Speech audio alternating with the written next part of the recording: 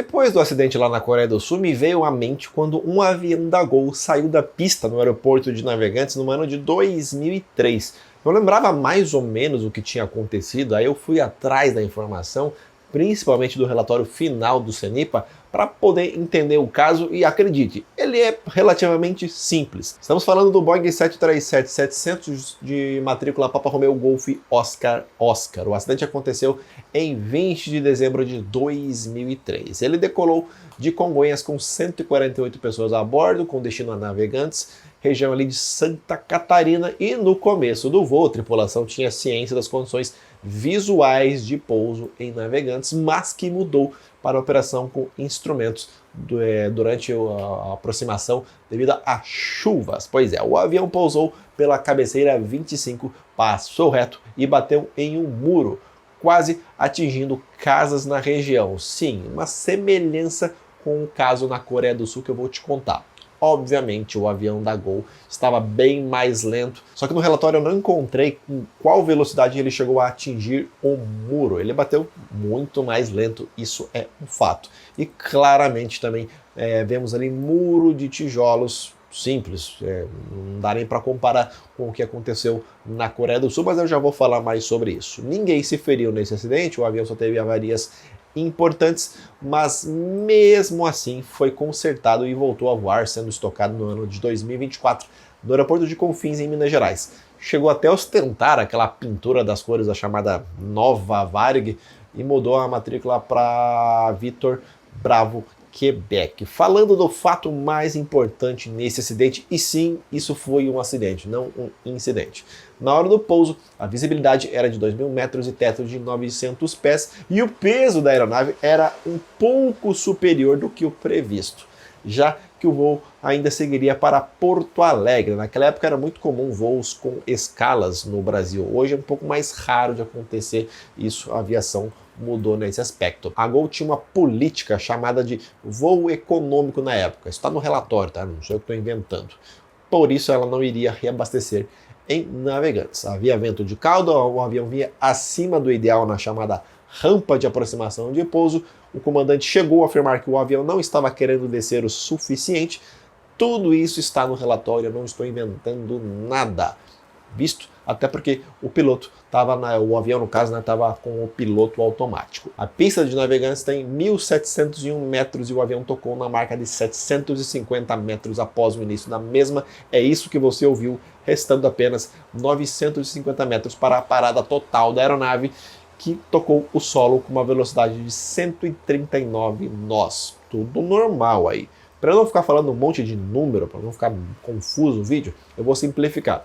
O pouso na pista 25 tem um limite de peso, de acordo com o manual da Gol na época. Isso já calculado com o vento de cauda. O peso estimado do avião era de 57,6 toneladas e o peso limite naquela situação era de no máximo 52,2 toneladas. Aí você já sabia que algo não iria dar muito certo nessa situação.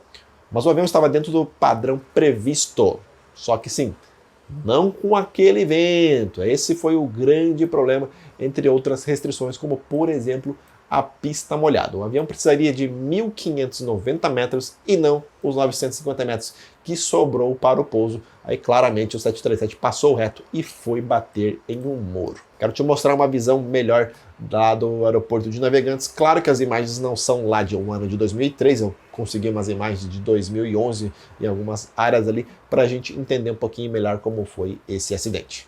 Bom, esse aqui que você está vendo é o local do acidente com o avião da Gol lá em 2003. Olha só, o muro foi esse aqui, essa imagem que você está vendo aqui embaixo é de novembro de 2011. Se for ver agora, em 2024, ó, é bem diferente. Olha a diferença da rua para o que era, para o que virou.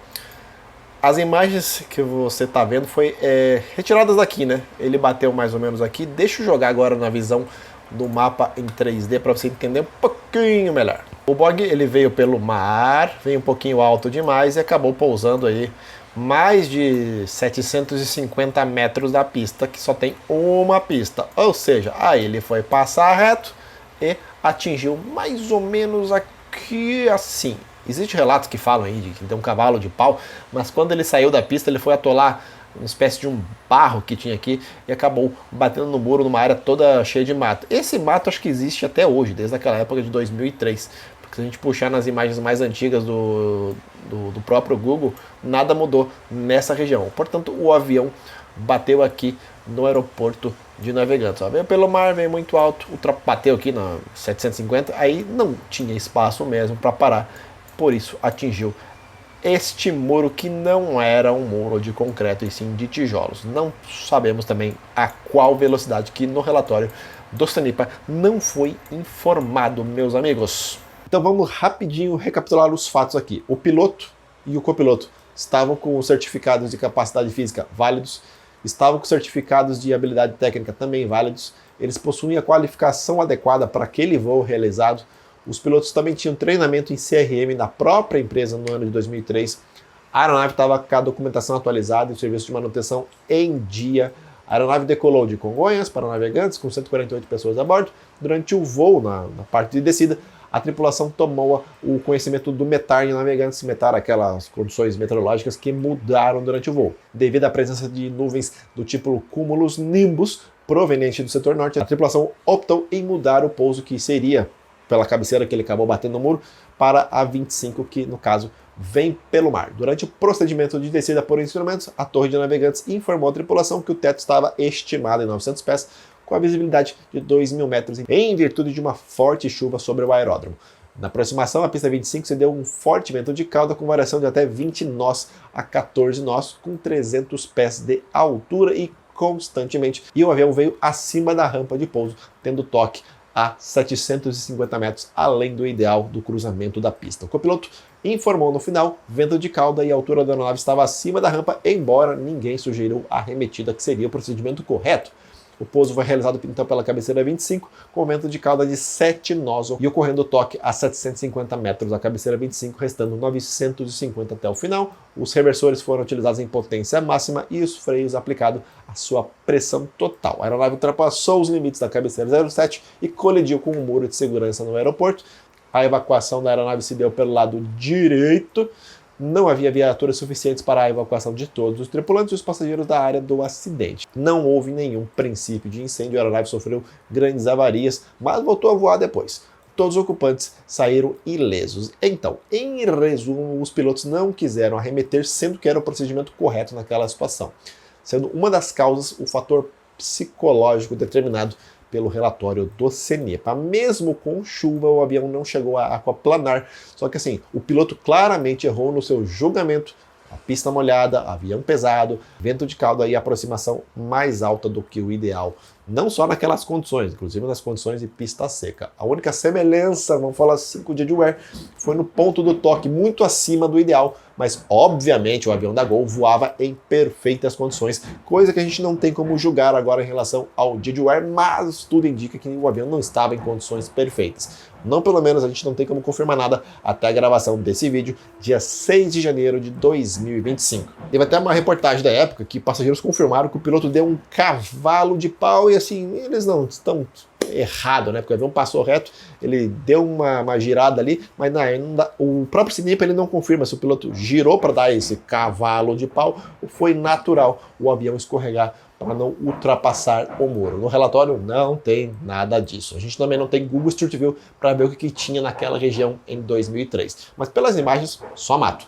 Outro ponto destacado no relatório é que os pilotos deixaram o auto brake na posição 3, sendo que existia um nível acima chamado Max, onde ajudaria o avião a frear com mais potência. Não foi aplicado essa potência, no caso, máxima. Como eu falei, a única semelhança com o Jeju é o toque fora do ponto ideal. Agora, imagina uma coisa, o avião da Gol não conseguiu parar em condições perfeitas. Tudo bem, só tinha ali 950 metros. Condições perfeitas, tá? Agora, mesmo que, beleza, as condições climáticas ali não fossem as ideais para aquele pouso, já que no caso da Jaguar, estava com o tempo limpo. Agora você imagina um avião na Coreia do Sul que aparentemente não estava com as condições perfeitas, sobrou ali 1.900 metros de pista.